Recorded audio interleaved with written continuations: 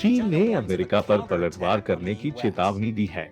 कैसे Apple Taiwan में चीन की मदद कर रहा है और आपको विश्वास नहीं होगा कि पानी में क्या है। वह और इस सप्ताह की चाइना न्यूज हेडलाइंस।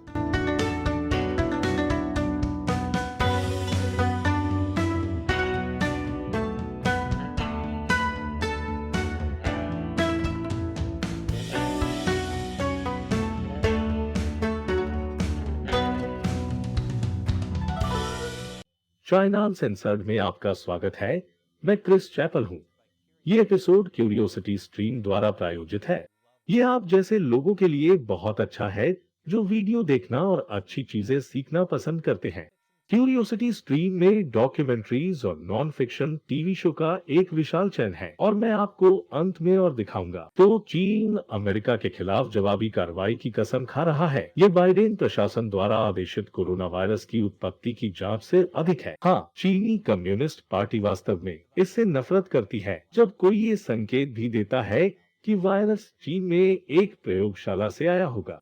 खैर, चीनी कम्युनिस्ट पार्टी के लिए अच्छी खबर यह है कि रिपोर्ट अनिर्णायक है। रिपोर्ट अभी भी वर्गीकृत है, लेकिन चीन ने चेतावनी दी कि अगर चीन को दोषी ठहराया गया तो वह पलटवार करेगा। चीनी विदेश मंत्रालय के एक अधिकारी फूकांग ने कहा, अगर वे चीन पर बेबुनियाद आरोप लगाना चाहते हैं तो बेहतर होगा कि वे चीन के जवाबी हमले को स्वीकार करने के लिए तैयार रहें। ये गंभीर है। अगर पलटवार फोर्ट डेट्रिक के बारे में इस रैप के रूप में विनाशकारी है और ये सच है, एक चीनी सरकार द्वारा प्रायोजित गैंगस्टर रैप समूह फोर्ट डेट्रिक ये सीमा से बाहर क्यों है? यूनिट 731 से नाजी डॉक्टरों को युद्ध अपराधी नियुक्त किया गया था। मानव प्रयोग किए गए थे। किस तरह के शैतान के सौदे पर हस्ताक्षर किए गए थे? फोर्ट डेट्रिक एक चुड़ैल की कड़ाही की तरह। और फिर भी उन बीमार धड़कनों के बावजूद चीनी शासन बाइडेन को हंसी का पात्र कह रहा है।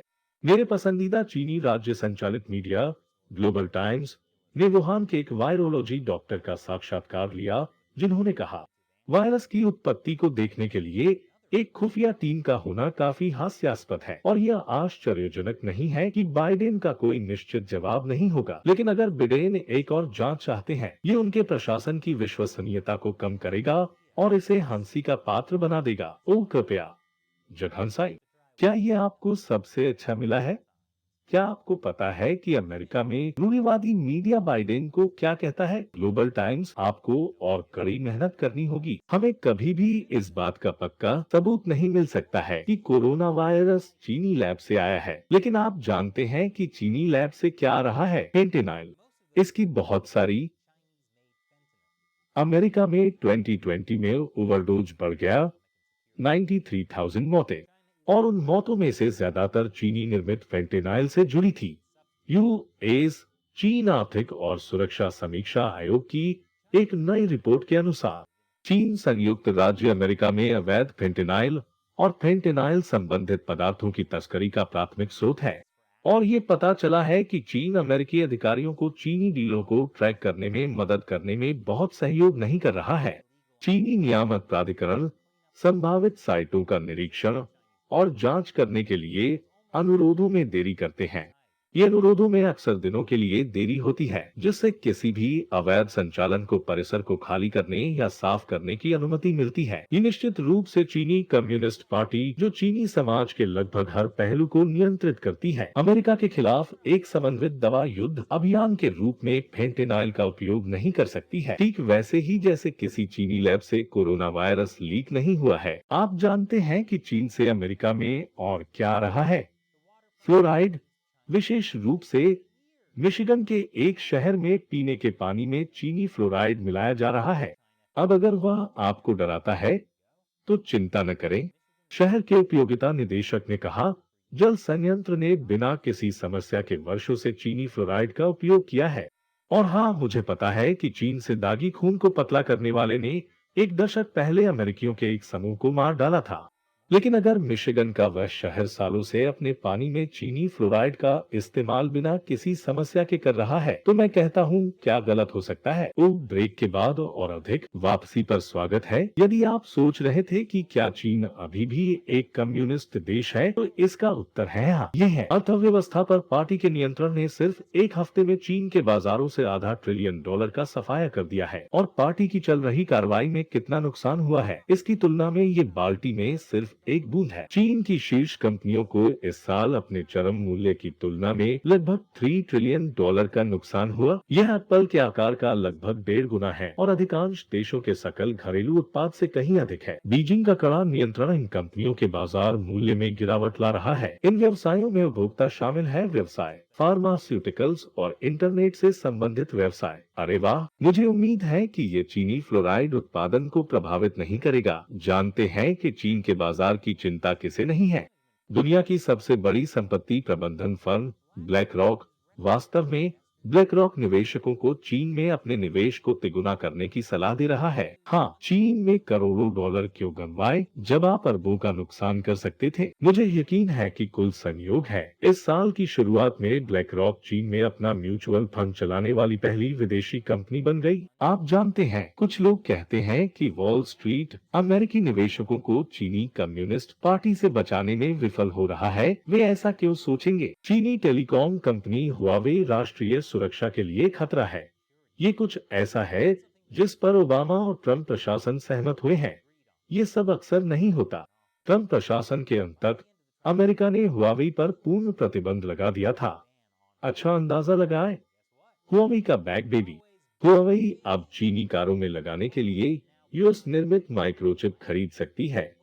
जाहिर है, बिडेन प्रशासन ने चीन की ब्लैकलिस्टेड टेलीकॉम कंपनी हुआवे के लिए अपने बढ़ते ऑटो कंपोनेंट व्यवसाय के लिए चिप्स खरीदने के लिए करोड़ों डॉलर के लाइसेंस आवेदनों को मंजूरी दे दी है।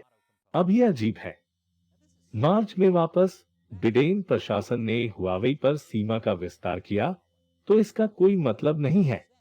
यार, क्या पी रहे थे? ओह, तुम्हें पता है, बिडेन को पदभार संभाले 7 महीने हो चुके हैं और जब चीन की बात आती है तो अभी भी कोई औपचारिक व्यापार नीति नहीं है। व्यापार युद्ध के साथ क्या होने जा रहा है? सभी टैरिफ। खैर, अमेरिकी व्यापार प्रतिनिधि कैथरीन ताई का कहना है,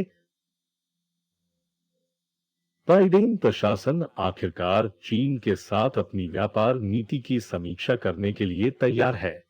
वैसे भी ताई ने कहा कि वे चीन की अनुचित व्यापार नीतियों और गैर बाजार प्रथाओं को संबोधित करने के लिए प्रतिबद्ध है, जो अमेरिकी व्यवसायों और श्रमिकों को कमजोर करते हैं, जो निश्चित रूप से सही बात है। सही बात कहें तो उपराष्ट्रपति कमला हैरिस एशिया का दौरा कर रही हैं और उसके पास दक्षिण चीन सागर में चीन की गतिविधि के बारे में कुछ कठोर शब्द है।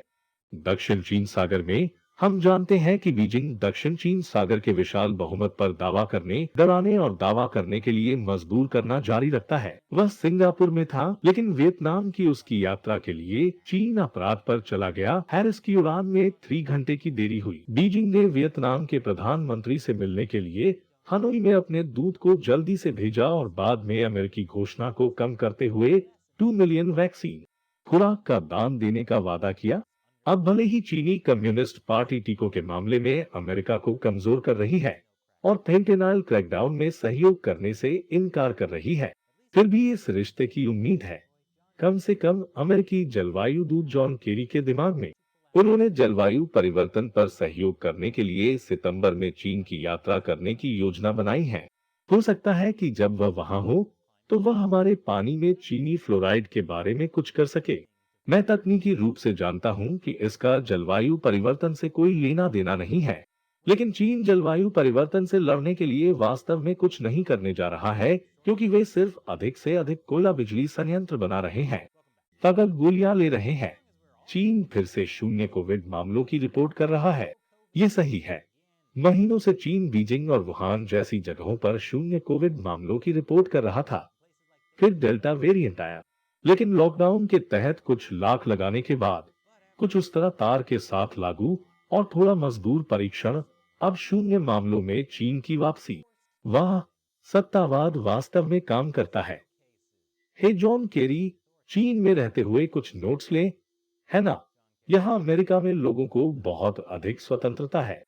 यदि आप चीन के कोविड से प्रभावी प्रबंधन के बारे में अधिक देखना चाहते हैं, तो मेरे हालिया एपिसोड चीन के संगरोध, शिविर और जबरन कोविड परीक्षण देखें। चीनी आक्रमण का मुकाबला कैसे किया जाए, इस बारे में अभी जापान और ताइवान बातचीत कर रहे हैं। ताइवान के विदेश मंत्री जोसेफ वू ने कहा, चीन तालिबान का अनुकरण करने का सपना देखता है, जो एक ऐसा संयोग है क्योंकि तबलियान चीन का अनुकरण करने का सपना देखता है। तालिबान के एक प्रवक्ता ने कहा कि उन्हें उम्मीद है कि चीन अफगानिस्तान के पुनर्निर्माण में बहुत बड़ी भूमिका निभा सकता है। यह आतंकवादियों से निपटने का एक सकारात्मक अनुभव है। इसी बीच एक पाकिस्तानी आत्मघाती हमलावर ने चीनी कामगारों को निशाना बनाया और उसकी जगह 2 बच्चों को मार डाला। यह आतंकवादियों से निपटने का एक नकारात्मक अनुभव है। हम जानते हैं कि चीन अपने इंटरनेट को भारी सेंसर करता है, लेकिन अब शोध समूह सिटीजन लैब को धन्यवाद। हम जानते हैं कि सेंसरशिप का विस्तार हांगकांग और यहाँ तक कि ताइवान तक भी हो रहा है, और हमारे पास धन्यवाद करने के लिए एप्पल है। उन्होंने एप्पल उत्पाद उत्कीर्णन को देखा, वह सेवा जहां आप एक एप्पल डिवाइस को एक अनुकूलित शब्द या वाक्यांश के साथ ऑर्डर करते हैं, जैसे आई हेट पंडो। ठीक है, सिटीजन लैब ने एप्पल की मुख्य भूमि चीन, राजनीतिक सेंसरशिप का वह हिस्सा हांगकांग और ताइवान दोनों में पाया। इस सेंसरशिप में से अधिकांश हांगकांग में एप्पल के कानूनी दायित्वों से अधिक है, और हम ताइवान में सामग्री की राजनीतिक सेंसरशिप के लिए कोई कानूनी औचित्य नहीं जानते हैं। उदाहरण के लिए, प्रेस की स्वतंत्रता वाक्यांश को मुख्य भूमि चीन और हांगकांग दोनों में सेंसर किया गया है। फालुन गोंग को मुख्य भूमि चीन, हांगकांग और ताइवान में सेंसर किया गया है, और किसी कारण से चेयरमैन माओ को भी मुख्य भूमि चीन, हांगकांग और ताइवान में सेंसर कर दिया गया है।